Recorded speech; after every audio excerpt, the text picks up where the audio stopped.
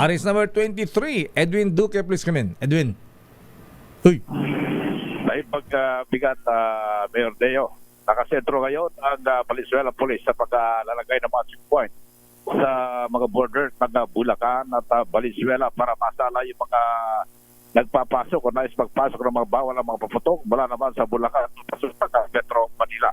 Ay dito kaya Police Colonel Nexon Kayaban, nakalatag na yung kanilang mga border ng Mekawayan, Ubanto, Bulacan at sa bahagi ng MacArthur Highway. Ay dito sa Valenzuela ang unang daanan ng mga galing ng Bulacan. Kaya nasa kanila yung nakatoka yung responsibilidad sa pagsala ng mga hinalang may mga dalang pinagbabawal na paputok na binibili, particular na sa ibang bahagi ng Bulacan na bentahan ng mga paputok ng malalakas at paputok para sa pagsalubog naman ng bagong taon na. Pinakilos na rin niya ng mga counterintelligence dito para sa agad na mamonitor ang mga sasakyang magpapasok ng mga paputok na patungo ng Maynila. Nakatutok naman ang kalukan ng pulis sa mga papasok ng Balintawak sa Kamatsili at lalo na sa may bagong silang kung saan ay may ilang mga bawal na rin mga paputok tulad ng boga ang kanilang nakumpiska na ito'y dala lamang mga ordinary tao pero dahil sa checkpoint ay nakahuli na sila. Bagamat may mga designated namang mga lugar para sa paputok sa pagsalubog ng bagong taon lalo na sa Valenzuela. Pero yung mga talagang ipinagbabawal, super lolo, pla-pla, at yung mga iba pang malalakas, ay hindi rin niya pwede itong Edwin. paputok. Yes, there. Ano lang ang pwedeng bilhin? Yung Judas Belt, bawal ba yun? Ayan yung trumpilyo. Uso ba yung trumpilyo? Ayan. At saka yung triangulo. Ayan, siguro pwede yan. Ano ang pwede para yun na lang bilhin, hanapin? At saka yung ano yung fountain, Sister L? Nagpapunta ka ba ng fountain? Luces ba tawag doon? Iba ba yun? Iba yung luces tsaka fountain. Hindi kasi Ayan. ako lang yung mahawak ng paputok talaga. Ganun ba? Alam ko, ibang hinawa akong paputok talaga. Ayan, kaya naman talaga. Kasi ayoko na lang nagsasalita. Gusto ko manahimik talaga sige, minsan. Sige, Bal. Edwin, proceed. Ayan. Ang isa sa mga tinukoy ni Police Colonel Kayaban, una, yung mga paputok na hindi naman dapat, yung kasing lalakas na ng mga pasabog.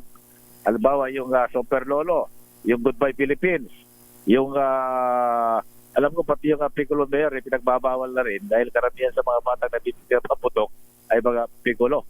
At yung iba pang malalakas, maliban na lamang doon sa mga itinatadhana ng batas na pwedeng ibilhin, ay pwedeng makalusot sa checkpoint. Pero kung may makita sila, kasi karamihan na mga ipinagbabawal na Mayor, may mga kanya-kanya raw paraan para mailusot. Halimbawa, sa compartment. May mga tapit-tapit pa sila yan. Pero kung meron kasi na silang mga... Uy, delikado yun. Mainit yun. Baka pumutok sa compartment. Dapat... Isa rin tinututukan, Mayor, yung border ng Bigawayan at bagong silang at Caloocan, pwedeng dyan din magpuslit ng mga bawal na paputok dahil alam nila kasi maigpit na rito sa may Valenzuela at Kamatsili. Kaya ang pinakamabilis na daanan nila dyan at maraming exit dyan pupunta papasok na Metro Manila, yung bagong silang, border ng Bigawayan, at yung galing ng San Jose del Monte, Bulacan.